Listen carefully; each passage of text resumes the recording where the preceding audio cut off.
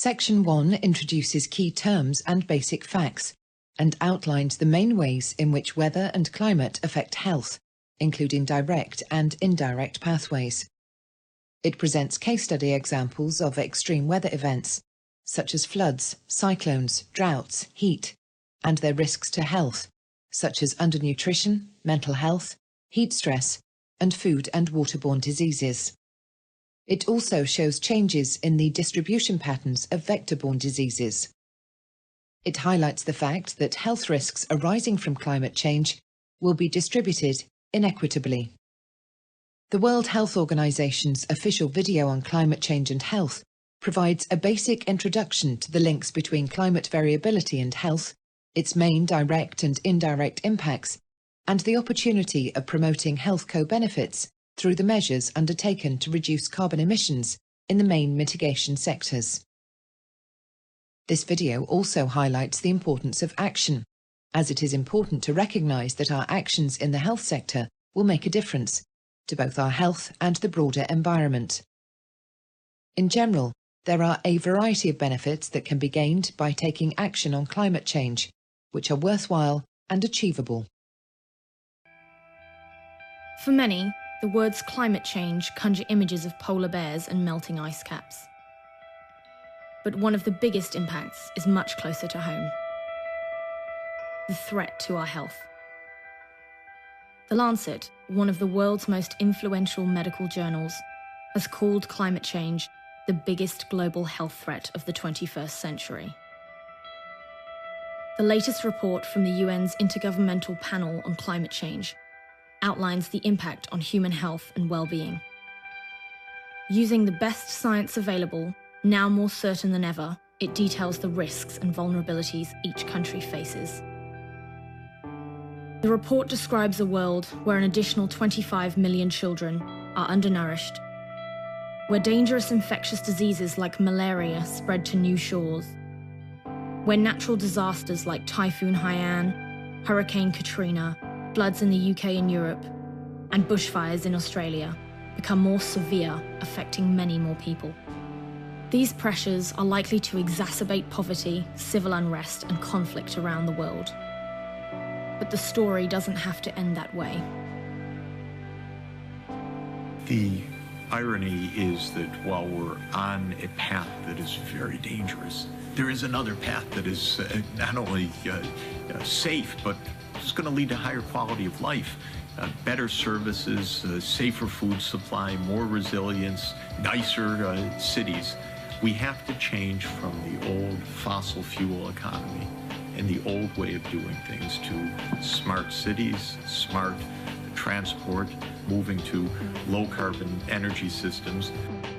We can cut rates of respiratory and heart diseases, like asthma and heart attack, if we use cleaner energy and reduce air pollution. We can tackle obesity and prevent road deaths by building sustainable cities and green spaces that encourage walking and cycling. We can improve public health and reduce the cost of medical care by creating low-carbon, climate-resilient health systems. And we can create green growth and jobs that tackle poverty and reduce vulnerability to climate change. To make this a reality, we need to build partnerships for sustainable development and health across all sectors.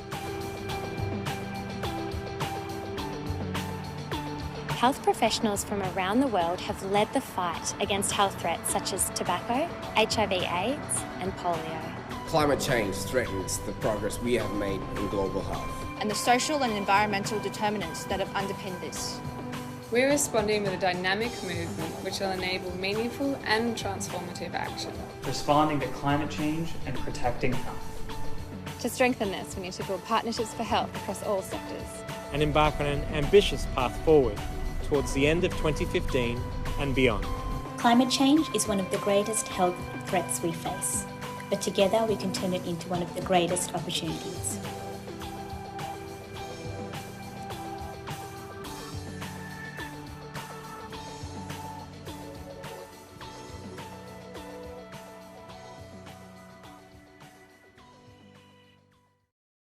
Climate change represents a challenge to human health, as indicated by the quote by Dr. Margaret Chan, Director General of the World Health Organization, WHO. The risks and impacts of climate change, as well as the capacity to respond to it, vary considerably among countries. The baseline health status of a country or a community is the single largest determinant of the likely impact of climate change and the cost of adapting to it, according to the World Bank 2010.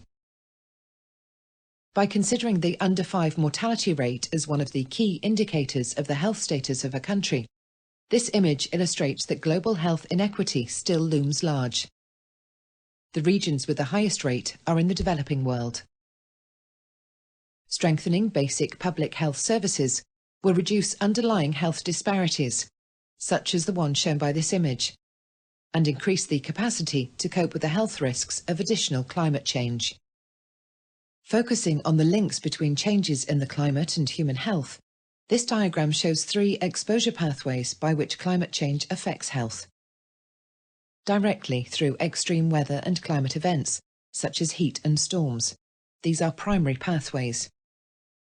Indirectly, through changes in natural systems that then affect disease vectors and disease transmission pathways.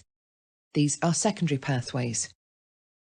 And pathways heavily mediated through human systems, such as undernutrition. These are tertiary pathways. The green box shows the local environmental conditions that influence climate change exposure. The grey box shows that the extent to which the 3 categories of exposure translate to actual health burdens is moderated by such factors as public health systems and socio-economic conditions. The green arrows show that there may be feedback mechanisms, positive or negative, between the pathways. Drag and drop the 6 phenomena into the corresponding exposure pathways. To better develop policies and programs to respond to the health impacts of climate change, it is important to understand the concept of risk. The extent to which risk could be realised as an impact will depend on how proactive the health sector is in developing and deploying adaptation policies and measures, and, for later in the century, how rapidly greenhouse gas emissions are reduced. Risk arises from the combination of vulnerability, exposure and hazards. The pressures indicated on the left and the right of the diagram influence these factors. Climate is one of the key determinants of hazards and influences exposure and vulnerability. Socio-economic processes on the right include socio-economic pathways, adaptation and mitigation actions, and governance. These strongly influence vulnerability and hazards. This diagram highlights the need to look at the system as a whole to understand risks and impacts. There are various health risks arising from climate change. 5 examples are presented in this section. Water and food security arising from drought vector-borne diseases. Heat-related mortality. Flooding. Waterborne diseases. Drought is a key risk, particularly the increased risk of malnutrition associated with drought-related water and food shortages. This climate change risk is indicated by the IPCC with high confidence, meaning that there is a high degree of certainty that this will, in fact, occur.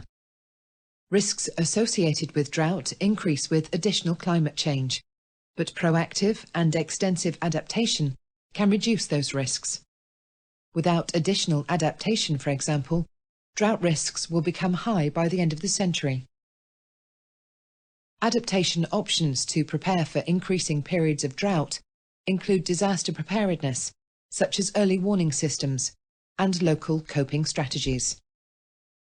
This image shows drought through 2 lenses: community impacts and health impacts. Drought is a risk factor for complex public health impacts, ranging from infectious diseases and malnutrition to low birth weight. Taking one example, we can see that drought has a community-level impact on water shortage, which in turn affects infectious diseases such as diarrhea and cholera. Health responses to this include food supplementation and healthcare, epidemic surveillance and early warning systems, and water safety plans that assess and address the health risks posed by climate variability and change. There are many public health responses to drought. 5 are listed here. These are win-win approaches that strengthen our health systems to prepare for and respond to climate change and other threats. The Ebola outbreak in African nations is an example of a non-climate-related threat that will benefit from stronger health systems. This map shows that the regions where hunger is the greatest are in Africa, India, and parts of North Asia and the Western Pacific.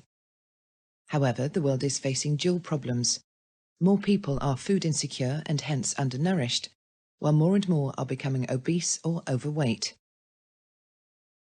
Rising temperatures and variable precipitation are likely to decrease the production of staple foods in many of the poorest regions, increasing risks of malnutrition, according to the IPCC 2014. Crop yields could decrease up to 30% in Central and South Asia by the mid-21st century. In addition, the effects of CO2 on plant growth mean that micronutrient concentrations may decline. Rapid population growth and urbanization in many regions will also increase the number of malnourished people and the risk of hunger for many. The figure underscores the enormous inequity in relation to underweight children under the age of 5. Population health, productivity, and economic development are adversely affected by the large burdens of undernutrition in many low-income countries. Drag and drop the impacts associated with drought in a logical sequence.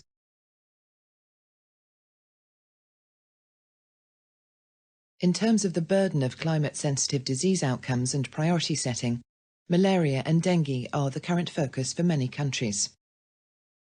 Warmer temperatures and disturbed rain patterns are likely to lengthen the transmission season of important vector-borne diseases like dengue and malaria, and to alter their geographic range, potentially reaching regions that lack either population immunity and/or a strong public health infrastructure. Diseases such as malaria, dengue, and chikungunya could spread to new geographic regions. Focusing more specifically on dengue, this image shows countries or areas at risk of the infection in 2011. The red contour lines of the January and July isotherms indicate areas at risk, defined by the geographical limits of the northern and southern hemispheres, for year-round survival of Aedes aegypti and Aedes albopictus, the principal mosquito vectors of dengue. Much of Southeast Asia, the Western Pacific, South America and parts of Africa have regular dengue transmission, so are already vulnerable to the disease. In many regions, current vulnerability is expected to worsen under climate change. Japan, which is north of the January isotherm, should also be added to this image, given the recent outbreak in 2014. This graph shows the relationship between monthly dengue reports, shown by the red line, and monthly rainfall, indicated by blue bars, in Siem Reap and Phnom Penh, Cambodia. The increase in dengue cases seems closely related to an increase in rainfall. Adaptation options to prepare for and respond to this include heatwave early warning systems, urban planning to reduce the urban heat island effect, and improvement of the built environment. This figure shows that increasingly frequent heat extremes will combine with rapidly growing numbers of older people living in cities, who are particularly vulnerable to extreme heat. Countries are shaded according to the expected proportional increase in urban populations aged over 65 by the year 2050. The bars on the map represent projections under 3 different scenarios of the frequency of the maximum daily temperature that was registered in the last 20 years of the 20th century to the mid-21st century. Much of Africa and Asia are highly vulnerable to the combination of heat extremes and an aging population, as seen in this image. As noted by the Intergovernmental Panel on Climate Change, IPCC, population growth is linked to climate change vulnerability. An increase of people in areas that are resource poor and affected by climate risks will magnify harmful impacts, including those related to health. This figure shows increasing urbanisation. Urbanisation is predicted to continue, bringing further stress to food, water, and other essential services. Under a business-as-usual scenario, with mid-range population growth, the OECD projects that about 1.4 billion people will be without access to basic sanitation in 2050. This is a clear public health issue that must be effectively addressed. Changes in rainfall have altered distribution of some waterborne illnesses and disease vectors, and reduced food production for some vulnerable populations globally, according to the IPCC. It is very likely that health losses caused by storms and floods will increase this century if no adaptation measures are taken. Adaptation measures to protect health and respond to flood include extreme weather exposure reduction via better land use planning, community relocation, reducing the vulnerability of essential services such as water, energy and food, and measures to assist vulnerable sectors and households. Early warning systems and flood and cyclone shelters are also important health-related adaptation measures. This image shows average physical exposure in different global regions, to A, tropical cyclones, the top half, and B, floods, the bottom half. The darker circles represent thousands of people who were affected in 1970, while the lighter circles represent thousands of people projected to be affected in 2030. The Asia region is bearing the greatest burden of both cyclones and floods.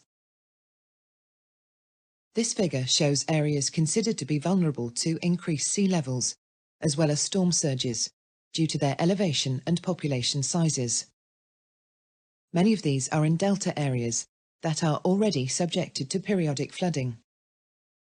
About 600 million people globally and 15 of the world's 20 megacities are concentrated in low-elevation coastal zones. This quote is part of a powerful message from a representative of the government of Tokelau. Tokelau is a territory of New Zealand in the South Pacific Ocean that consists of 3 tropical coral atolls with a combined land area of 12 kilometres squared and a population of around 1,400. Under projected climate change scenarios, Tokelau is expected to be significantly impacted by rising sea levels, cyclones, storm surges, drought, and longer spells of hot weather, affecting coastal land, housing and infrastructure, water supplies, coral health, and the quantity and quality of fish supplies. The resultant risks to human health that will follow on from such impacts have the potential to be very serious, and include an increase in infectious diseases and mental health issues, as well as forced migration. Early warning systems, water management and sanitation programs are suggested as useful adaptation responses that can significantly decrease future risks. Diarrheal disease is a leading cause of child mortality and morbidity in the world, and mostly results from contaminated water and food sources.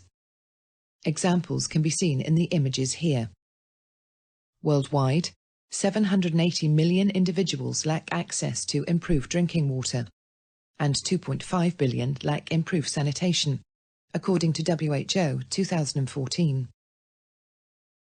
In developing countries, children under 3 years old experience, on average, 3 episodes of diarrhea every year.